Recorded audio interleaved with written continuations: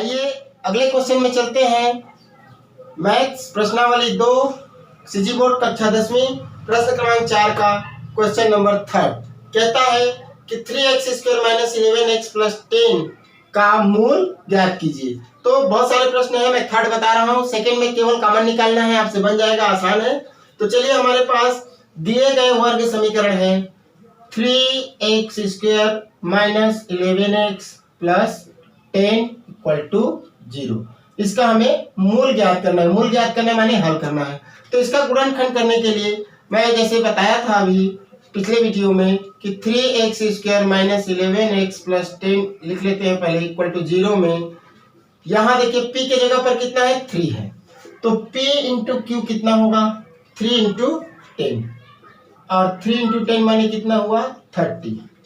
फिर बीच वाले टर्म को क्या करते हैं p प्लस या माइनस q निकालेंगे, है ना। प्लस भी हो सकता है माइनस भी हो सकता है, दोनों का। तो देखिए बीच वाले टर्म हमारा कितना आना चाहिए -11। तो जब छोटा रहता है तब तो आसानी से बनता है, लेकिन जैसे थोड़ा थोड़ा बड़ा होते जाएगा गुणनफल p × q का मान जैसे 30 है या उससे और बड़ा आएगा तो बड़ी संख्याओं के लिए आपको थोड़ी कठिनाई जा सकती है।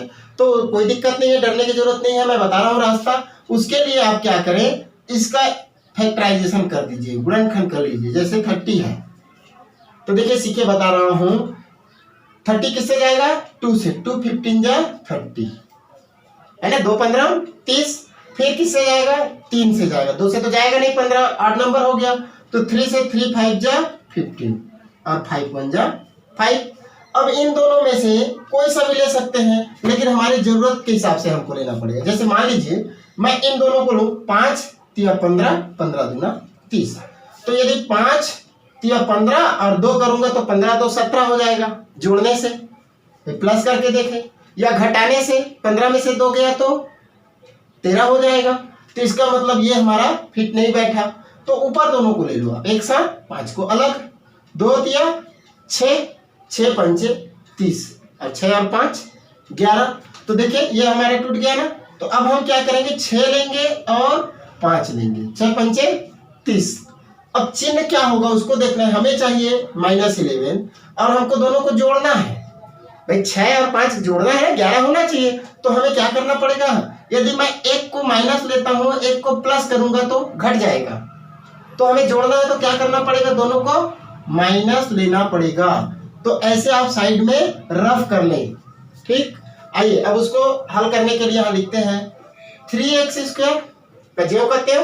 अब -11x को क्या लिखेंगे, -6x - 5x। अब करके देखो आया 11x, बनी बात है। -6 और -5 कितना हुआ -11 + 10 = 0। बात समझ में आ रही होगी बच्चों। यहाँ तक यदि आपने कर लिया तो आपका एक स्टेप पूरा हो गया। उसके बाद आसान हो जाता है और वो है आपका पेयर बनाना, जोड़ा बनाना, है ना। इन दोनों का एक जोड़ा हो गया, इन दोनों का एक जोड़ा। अब इन दोनों में से देखिए क्या कॉमन है, एक तो x दोनों में है तो x कॉमन हो जाएगा। फिर यहाँ से देखिए 3 निकाल दें अपन, तो ये 3 1 जा 3 कैंसिल हो जाएगा। कॉमन लेना मतलब एक तरह से उसी से डिवाइड करना है। और इधर 3 2 जा 6 चला जाएगा, तो 3x निकाल दिए कॉमन। यहाँ से क्या बचा, केवल x। क्यों, क्योंकि 3 एकम 3 बाहर निकल आया, x² है, एक x बाहर निकल गया, x बच गया। माइनस अब ये 6 है तो 3 से डिवाइड करो, 3 2 जा 6, तो यहाँ आएगा 2 और x तो पहले से बाहर निकल गया, सिंपल। फिर यहाँ देखिए -5 निकाल सकते हैं अपन, -5 को, है ना, क्योंकि यहाँ से 2 10 5 2 जा 10 चला जाएगा। तो -5 बाहर हो गया, कितना बचा अंदर में, ब्रैकेट के अंदर x। फिर ये जो प्लस है ना, यहाँ पर ध्यान देने की जरूरत है। अक्सर बच्चे यहाँ गलतियां करते हैं। देखो -5 जब हम निकाले हैं तो ये प्लस का क्या बन जाएगा माइनस, क्योंकि चिन्ह बाहर माइनस आया है तो ये प्लस का साइन चेंज हो जाएगा, माइनस और 5 2 जा 10।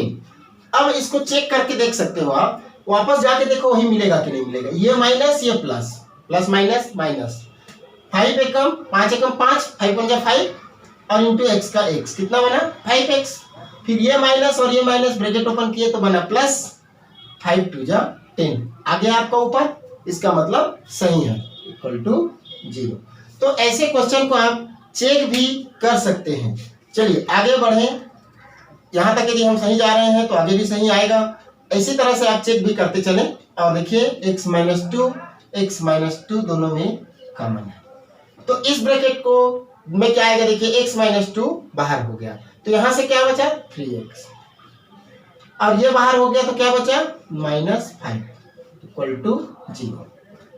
फिर उसी तरह से जैसे पहले किए थे इतने को एक बार 0 ले लेंगे और आगे एवं 3x माइनस 5 इक्वल टू 0। फिर that implies x is equal to, ये -2 पक्षांतर करने से हो जाएगा +2 एवं यहाँ से x इज इक्वल टू, ये -5 उधर जाएगा तो हो जाएगा +5। पहले अचर पद को ले जाएंगे और फिर देखिए x के चर राशि के साथ जो गुणांक है उसको ले जाएंगे तो गुणा हो रहा है, पक्षांतर करेंगे तो भाग हो जाएगा। तो इस प्रकार x के दो मान मिल गए या दो मूल मिल गए 2 और 5/3। तो उत्तर पूरा लिखें। अतः दिए गए वर्ग समीकरण के